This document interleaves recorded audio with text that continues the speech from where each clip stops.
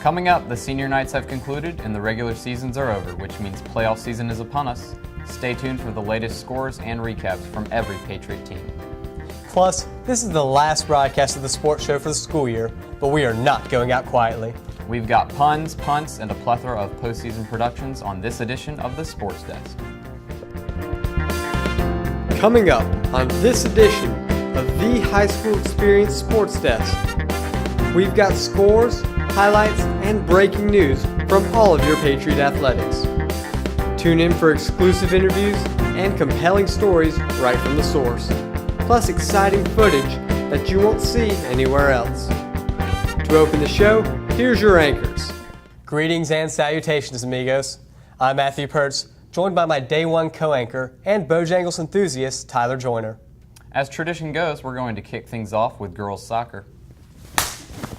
That joke never gets tired, just like the girls soccer team, which closed their season with a 13-3-1 record. Let's send it over to Cody Holtman with the recap. Hey, FA. The girls soccer team has been dominant this season, with only 2 losses and 2 ties within the conference. We sat down with Paige Roberson and Amelia Huffman to see how they feel their team has done this season and how they feel their chances are in the postseason. Okay, so despite our 2 losses against Woods Charter and Raleigh Charter, we've played some really easy games, which is kind of boring, and I wish we did play more challenging games, but overall we've pretty much dominated all of those teams, which is a good thing.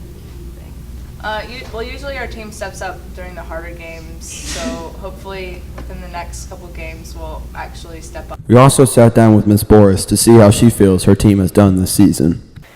They've done very well. We had a little bit of a rough start in the beginning with the track out making it so we had a few people missing, but since then we were really able to pick it up and have our whole team attend each of the games, which is always a nice thing to have. We've been able to take our few losses in the very beginning of the season and let that fuel us and get us really motivated to keep winning. And so we've had a really impressive winning streak for the rest of the season, and we're looking to end strong. It'll be great. Good teams from our conference and defeated them. The 2 that we are having struggles with are Woods Charter and Raleigh Charter, so we're really looking forward to facing them again, possibly postseason. It's going to be a tough tournament, but I think that if the girls are focused and motivated, that they'll have an easy time with it. For improvement, I think in the preseason we really need to focus on conditioning. If we are able to come into our season fully conditioned and ready to go, we'll have an easier beginning of the season, which will help us finish the end of our season stronger. Thanks. Good luck in postseason. Thank you. Back to you guys at the studio. For the boys tennis team, exams come in the form of the state tournament, and so far they are acing that test. The squad conquered Rosewood last Tuesday to advance to the 3rd round of the state playoffs. They'll be serving it up against the Phoenix at Raleigh Charter tonight. In addition, Cyrus Richardson finished 4th in the individual regional tournament on May 2nd, meaning that he's qualified for the state tournament. In the words of Emperor Cusco, boom, baby! The team featured 2 seniors who set an example for the underclassmen to follow. Anna Crusoe has the details. Hi, I'm Anna Crusoe. With the boys' tennis season winding down, seniors like John Venable and Austin Barnes have really stepped up to the leadership position. Here is some input from his teammates. We interviewed Sam Blevins and asked him what he thought about John Venable. Having John on the team is really nice because he helps us get better. He encourages us to do the best that we can, and I'm really going to miss him next year. Perry Fruediger describes how John's positive attitude and leadership has impacted the team. Having John on the team is definitely a positive thing. You know, as a senior, he's a role model to not only me, but especially the younger kids on the team. Austin has really stepped up from last year. When he came on the team last year, he always hit the ball so hard, went over the cage. He was always hitting it out of bounds, but he got better and better over these past 2 years, and I feel really proud of him. That's all for this week. Back to you guys at the news desk. The year is winding down, but your fellow students are still grinding academically to raise those GPAs, SATs, and ACTs. Please give your sincerest felicitaciones to Giles Naranjo, who placed in the top 5% of the nation on the National Spanish exam. Some other outstanding finishers include Nick Gomez, Ashley Molina, Sarah Allen, Allison Schultz, Mia Shang, Caitlin Rogers, Sarah Gaug, and Ben Greenwich. I believe I pronounced most of those names correctly. Several FA artists were chosen to have their work featured at the prestigious Artsplosion exhibit at the PNC Arena in Raleigh this weekend. The works include Karen Poor's Academic Pressure and Breaking Chains, Krista Gilbert's Transparent and Appalachia, and Taylor Rice's Downtown. Speaking on behalf of everyone behind the sports desk, we applaud your excellent eyes and steady hand. After a slow start, the baseball team figuratively caught fire and blazed their way to a 6-12 overall record while going 4-4 against the conference. With 4 seniors on the team, last Wednesday's senior night was a time for memories and manly tears. Let's check in with Azra Sadiq to see how the future graduates on FA's baseball team will be remembered. Good afternoon, FA. We recently interviewed Andrew Weiss and Tyler Melton on their 4 years on the boys varsity baseball team. Here's what they have to say. My 4 years playing baseball at Franklin Academy has been a lot of fun. My freshman year, I started off playing for Coach Watkins. We had a small JV team at the time, but we only had 6 games scheduled. So all in all, I really just sat the bench for varsity. But then junior year, with the new coaching staff, I wanted to come back and give it another shot. And that was one of the best decisions I've made, as I was able to start and had a great season personally and as a team. I learned a lot from the senior Jordan May and really the team as a whole. And then this senior year has also been a great year thus far. When it comes to playoff time, we should be ready for the teams that we're going to face. My senior year of baseball has been by far the best year of baseball. Freshman year, we started off with a JV team. I played on that most of the time. Sometimes we'd go up to the varsity and just be on the bench and support them. But that wasn't a whole lot of interaction for me. This year has been much more interactive. I've had a lot of play time, started a lot of the games, and it's been fun growing with this team over the last couple years, and I think that we got a good program going into the future and this year as well. That's all we have for you this week. I'm Azra Sadiq. Back to you guys at the studio. 3, 2.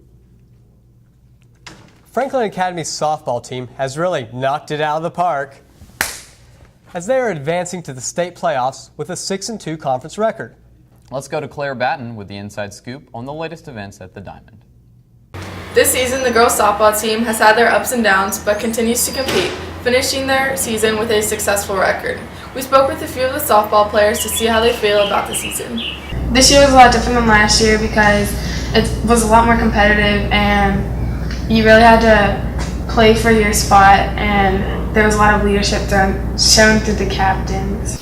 Well, our underclassmen were actually really talented to begin with, from Carly and Claire and Anna and Maddie to even the freshmen coming in. They really showed us some raw talent, and I'm really excited to see where they're going to be going in the future. But this year I just tried to be a leader for them and help them as much as I could on and off the field. I definitely think everyone is going to step up for playoffs. We really need a strong offense, and I feel like we've been working really hard this past week to get to that point. And I know our defense is going to hold it down. Everyone just needs to have the confidence to win the first round of the playoffs and hopefully the second round and the third round and just keep going. That's it for this week. Back to you guys in the studio. As we close out the year, seniors will participate in a few final festivities.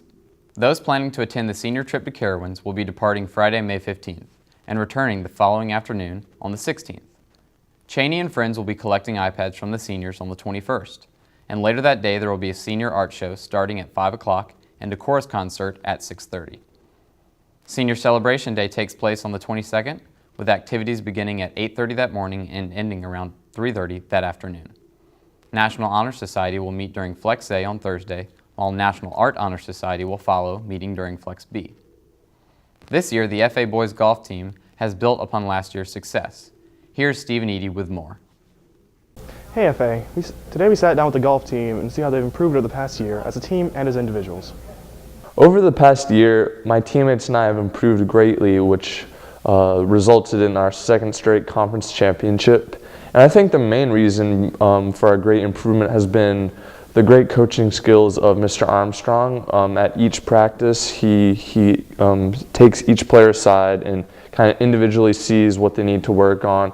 And I think that really benefits each player because it shows that he cares about each player getting better and giving them a chance to improve at golf and giving the team the best chance at winning and succeeding. All right. I think the biggest difference from last year to this year is our consistency. This year we've had 6 guys that made all conference and 6 guys that on any given day could shoot a really good score that we could count as one of our 4 tops. So I think this year that's kind of been the big difference. We had a good year last year too, so it hasn't been a big jump, but I think we are a little bit more consistent this year. Back to you guys at the news desk. Well, that's going to do it for us here at FA Today. Since this is our last show anchoring together, we'd like to give a couple of shout outs to people who kept us up and running. So first, shout out to Mr. Lilly for keeping the vending machine stopped. Shout out to T. Wayne. Shout out T-Pain. Shout out to David Blaine. Shout out to Henry Bankshaft. Shout out to Henry James. Shout out to B-Boy Joseph from Atlanta, GA. Shout out to my boy Bubba. Shout out for Bill Clinton for erasing the deficit. But most of all, shout out to you guys for sticking with us all year. We'll see you around.